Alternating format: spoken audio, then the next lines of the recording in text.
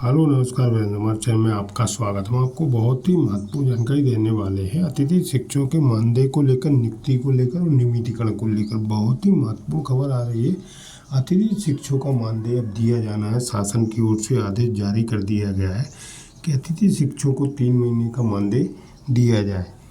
अब इसमें जो समस्या आ रही है उसको लेकर भी बहुत ही महत्वपूर्ण खबर है। और अतिथि शिक्षकों का मानदेय कब से मिलेगा, इसके संबंध में भी जानकारी दी गई है। तो मैं पूरी विस्तार से आपको जानकारी देने वाला हूँ अतिथि शिक्षकों को लेकर। सुनील से परिहार रविकांत गुप्ता जी का क्या कहना है अतिथि शिक्षकों के मानदेय को लेकर। आप वीडियो में बने रहें, वीडियो पूरा देखें। वीडियो अच्छा लगे तो लाइक करें और चैनल को सब्सक्राइब बिल्कुल ऐसे अपडेट पाने के लिए।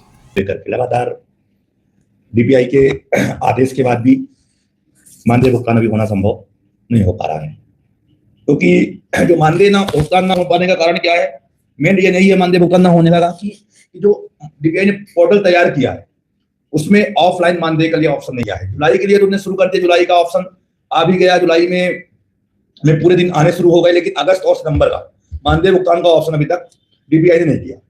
अब इसका सीधा जो हमें और आपको देखने को मिल रहा है कि सीधा जो इससे प्रभावित कौन हो रहे हैं, जो गरीब तबके के लोग हैं, जो वाकई में पहले से काम करते आए हैं अतिथि शिक्षक के रूप में।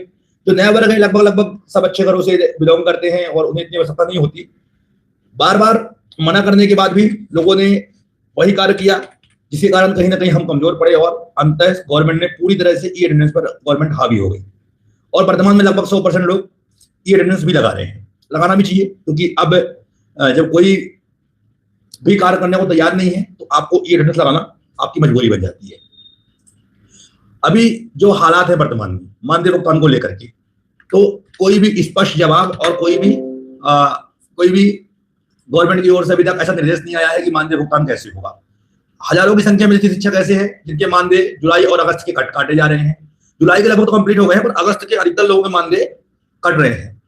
सबसे बड़ी समस्या वहां होती है कि जब हम कोई भी संगठन से हो, नए हो या कोई भी हो, जब लोग कभी भी बातचीत का रास्ता बंद कर देते हैं। मैंने ये सवाल पहले भी उठाए थे, आज भी उठा रहा हूं। मानदेय के संबंध में हम बात करेंगे और विस्तृत बात करेंगे मानदेय भुगतान कैसे होगा, सिर्फ लेकिन पूरी बात होने के बाद। आज से 1 साल पहले की हम बात करें, जो 10 सितंबर 2022 को एक बड़ा आंदोलन भोपाल में हुआ। 10 सितंबर 2024 में एक बड़ा आंदोलन भोपाल के गलियों में हुआ। पहली बार ऐसा हुआ जब मध्य प्रदेश के समस्त अतिथि शिक्षक सड़कों पर उतरे। सड़कों पर नहीं उतरे, बल्कि वो सब किया जो एक अतिथि शिक्षक को करना चाहिए। अंत बारिश आई, बारिश में भीगकर हम घर चले। 10 तारीख को ही एक 5 सदस्यीय टीम शिक्षा मंत्री से मिलने गई, जिसमें भवन प्यासी जी, वीएम खान जी, संतोष कहार और एक आध दो लोग और थे, नाम मुझे ध्यान नहीं है। उसके बाद उसमें नेक्स्ट डे 11 तारीख को एक फिर दोबारा प्रतिनिधिमंडल मिलने को बुलाया जाता है। और जब मिलने के लिए जाते हैं, वहां पे आजाद की ओर से, भाई संतोष कहार जी की ओर से एक मांग पत्र बना के ले गया था, जिसमें 8-9 बिंदु जोड़ते हैं वो, जिसपे हमारी ओर से कोई भी काट छांट नहीं हुई थी और शिक्षा मंत्री के समक्ष रखा जाता है। जो भी मांग पत्र आप सबको पता होगा, जो भी लोग पूर्व से कार्यरत हैं। और इसके बाद 11 सितंबर के बैठक के बाद कोई पत्राचार नहीं, ना तो अधिकारियों से मुलाकात, ना मंत्री से मुलाकात, ना किसी और से मुलाकात। 2 अक्टूबर को पुनः भोपाल की गलियों में हम लोगों ने कूच किया। पूरे दिन की उठापटक के बाद, पूरे एक बड़े आंदोलन के बाद, आखिरकार अंत में पुलिस के डंडे खाने के बाद सब लोगों को अपने अपने घर जाना पड़ा। क्योंकि जो हमारा जो बातें हमेशा आई हैं कि जो आयोजन करता है, जो भी चाहे संगठन आयोजन करता है, आज तक ऐसा ही होता आया है कि कभी भी कोई प्लानिंग नहीं होती, कोई बैठक नहीं होती, कोई रूपरेखा नहीं होती। बस भैया इस तारीख को आंदोलन है, सबको पहुंचना है, सब पहुंचते हैं, दिन भर हो हल्ला होता है, शाम को कुछ ना कुछ करके घर हमें आपको भेज जाता है। ये होते हुआ है। ठीक 2 अक्टूबर के बाद पुनः हमारी कोई भी टीम किसी भी प्रकार से, किसी भी अधिकारी, किसी भी मंत्री, किसी भी जो भी संबंधित अधिकारी हैं, मंत्री हैं, शासन प्रशासन है, किसी से मुलाकात करना जरूरी नहीं समझते। और एक ऐसे तैसे करके 1 साल निकल जाता है और संबंध मानी आदेश जारी होते रहते हैं। अब पुनः 1 साल बाद 5 सितंबर की डेट आती है आंदोलन करने की। 5 सितंबर को डेट दिए थे कि हम आंदोलन करेंगे। किसी कारणवश आंदोलन की परमिशन नहीं मिलती और जो आयोजन समिति की ओर से संदेश आता है कि भाई 5 तारीख की जगह पर 16 तारीख को अनुमति हमें मिल लेगी। 5 तारीख का एक विशेष दिन होता है आंदोलन करने का। 5 तारीख को हमारे लिए आंदोलन किया जाएगा और उसमें हमारे कई मांगे 12 जो विभागीय परीक्षा जो फालना उठे उनको अंदर लाने की बातें कई प्रकार से कही गई।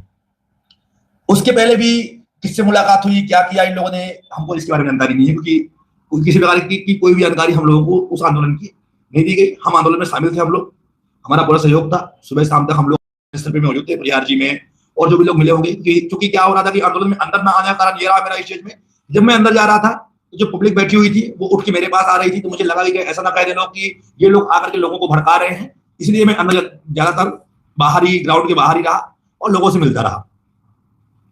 उसके बाद 16 अक्टूबर को आंदोलन होता है। शिक्षा मंत्री जी का भी एक बयान आता है कि अब जो भी समस्याएं हैं वर्तमान की वो सॉल्व कर दी जाएगी, जो मांगे अभी आपकी वर्तमान में है, जैसे ई अटेंडेंस, अवकाश आदि चीजों को हम सॉल्व कर देंगे। लेकिन सेम उसके अगले दिन के बाद से कोई भी संगठन का व्यक्ति ना शिक्षा मंत्री से मुलाकात करने को के लिए जाता है, ना तो कोई सचिव महोदय से मिलने को के लिए जाता है, ना तो आयुक्त के यहाँ मिलने जाता है।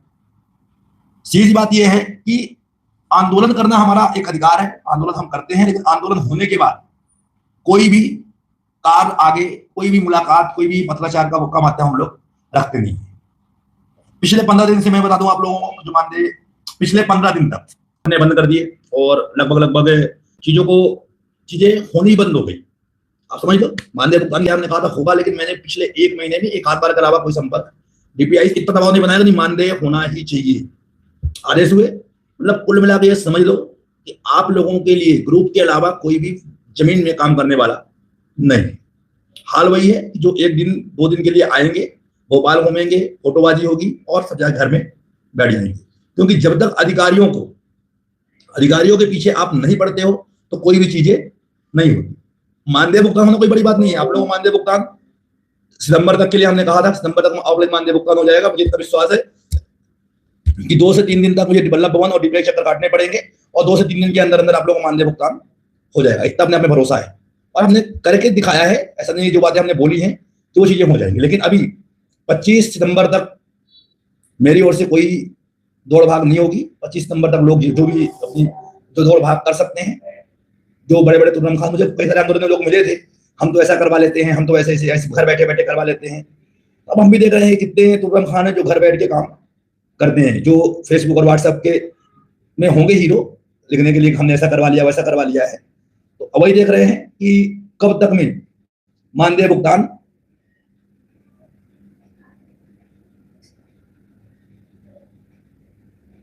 होता है। क्यों जाए डीपीआई, बताओ कौन है ट्रू एंड नॉन वायलेंस? बिल्कुल, आप लोग भी क्या घर बैठ के क्या कर रहे हो? और क्यों जाएं हम लोग? तो हम स्कूल ना जाएं?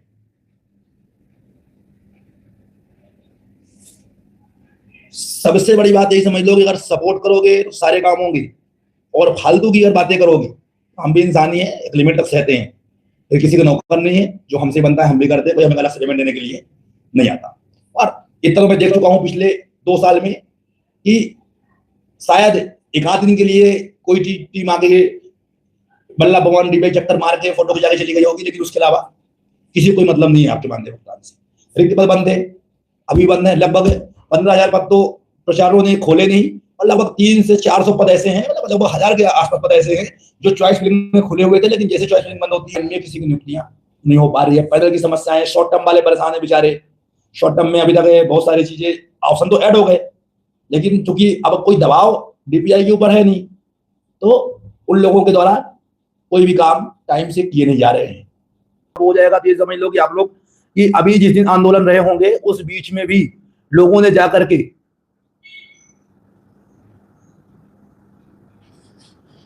ई अटेंडेंस लगाई, स्कूलों में सैलरी ली, ताकि जो लोग आगे बैठे हुए थे वो मूर्ख थे। दूसरी बात, कभी भी कहीं भी पहले तो बहुत कुछ हुआ, ऐसा नहीं है सरकार देना चाहती, सरकार ने पहले भी बहुत कुछ दिया।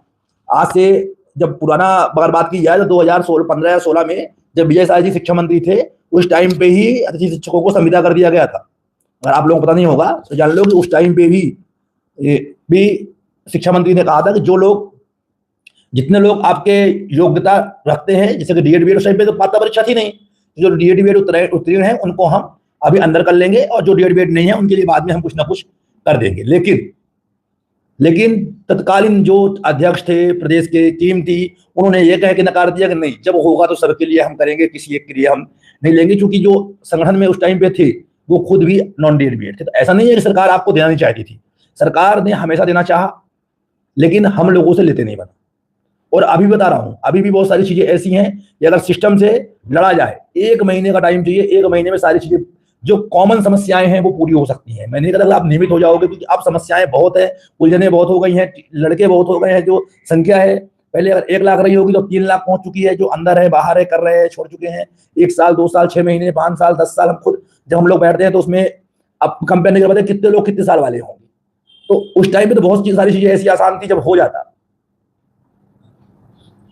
और लोगों को क्या है ना, बस अभी भी वही चीज चल रही है कि जो जिस चीज में फिट हो रहा है बस वो वही चीज मांग रहा है। जो व्यापम पास है उनको लगता है कि व्यापम पास हो जाए दे दो, और व्यापम पास है हमें, हमको नियमित कर दो। जो डीएड बीएड है वो बोलते नहीं, हम तो डीएड बीएड वाले, हमें नियमित कर दो। जो परीक्षा उत्तीर्ण हो चुके हैं उनको लगता है कि बोनस अंक मिल जाए तो हम अंदर हो जाए। अब सिर्फ और सिर्फ स्वार्थ की बातें चल रही हैं, मतलब सबका स्वार्थ पूरा हो जाए, बाकी से किसी को मतलब नहीं है। और जब तक स्वार्थ नहीं छूटेगा तो किसी को कुछ नहीं होना। जब भी हो